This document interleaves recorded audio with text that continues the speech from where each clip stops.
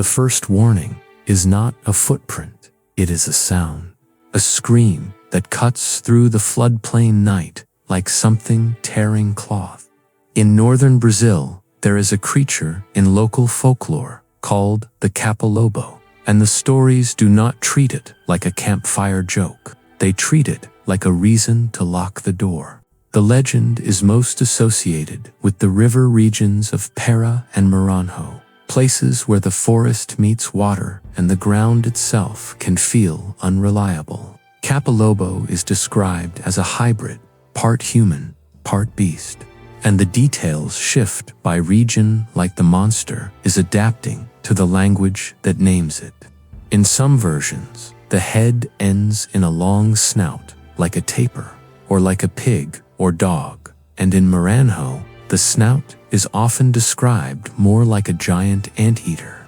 The body is often described as hairy and powerful, sometimes more animal, sometimes more humanoid, as if something human tried to keep walking after it should have stopped being human. And then there are the feet, round, unnatural, like the bottom of a bottle pressed into wet earth. That detail is repeated because it is the kind of detail people remember. The Capelobo is said to move at night and near dawn, circling homes, sheds, camps, and isolated places where the forest can listen without being seen. The folklore gives it a hunger that is not normal hunger. In many tellings, it kills and drinks blood, and in others, it pierces the skull and feeds on the brain. It is also known for its smell, a foul stench described as so strong it can make people feel sick, a warning that arrives before the creature does. Now here is where Capelobo stops being a generic monster and becomes something culturally specific. Some accounts frame it as a kind of transformation, a human becoming the creature rather than a beast that was simply born. One documented thread in the folklore describes an old man losing his senses, wandering into the forest, eating raw meat, and changing into something that never returns to being human again.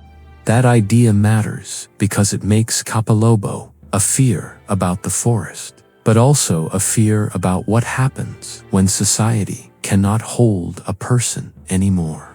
It also makes the creature feel closer, not a distant demon, not a myth from nowhere, a possibility that lives one step away from human life.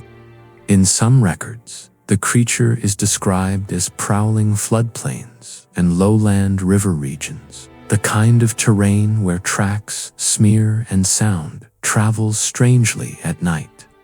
If you have ever camped near water in heavy forest, you know how the darkness behaves there. It feels thicker. It feels like it has weight. That is the perfect climate for a legend like this to grow. The earliest modern documentation often referenced is from researcher Silvio Frozebrew, who wrote about learning the legend with difficulty during work in Maranhão in the early 20th century. Later, folklorist Luis da Camara Cascudo wrote extensively about Brazilian myths and described Capelobo as a night prowler of camps and isolated forest dwellings, with screaming and strange feet among its signs. You will notice the legend does something practical. It teaches rules. Do not wander alone at night. Do not camp carelessly. Do not assume the forest is safe because it is familiar. It also creates an explanation for fear that has no face. A hunter hears a scream. A dog vanishes. A camp wakes to silence. The story gives the terror a shape, and the Capelobo is not portrayed as clever in the way some monsters are. It is portrayed as relentless, a hunger machine, something immune to pleading. That is why one detail shows up again and again. Its weakness. The only vulnerable spot is the navel, hidden beneath hair and hide like a secret seam in armor. Folklore loves a weakness because it gives the community a feeling of control. Even if the creature is unstoppable, the story says, there is a way. In some tellings, you do not fight it at all. You hide, because if you meet it, there is no safe way to negotiate.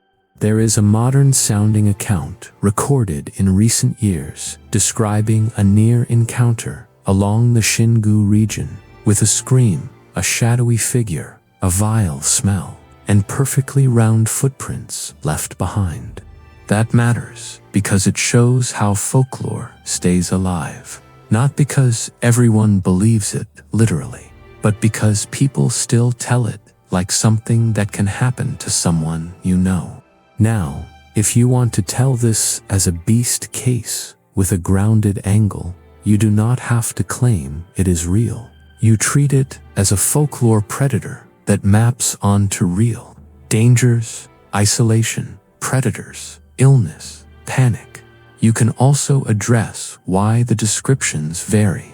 Different regions remember different animals. Tapirs and anteaters both live in those ecosystems, and the human mind borrows the nearest shapes when it tries to describe the unknown. The bottlefoot detail is the most cinematic, and it is also a perfect symbol. It means you cannot track it properly, you cannot follow it, you cannot hunt it the way you hunt anything else. Capelobo also overlaps with a broader northern Brazilian tradition of forest beings that punish carelessness and prowl the edges of camps. That does not make it less unique. It makes it part of a dangerous ecosystem of stories, a sound, a smell, a set of prints, and a rule. Do not let it get close enough to see your face. The most frightening part is not the snout or the claws. It is the idea that it might have once been human, and that the forest can finish what time begins. And that is the point of this folklore. It is not only a monster story, it is a boundary story. The forest is not yours. The night is not yours. Age does not always end gently. In the end, Capelobo remains what the best folklore always is. A warning wrapped in teeth. A map of fear that tells you where not to stand. So, if you ever find yourself near floodplain forest in the dark, and you hear a scream that does not sound like any animal you know, do not look for proof. Look for distance, because some stories survive for a reason. They are older than entertainment. They are instructions written in terror. And Capelobo is one of those.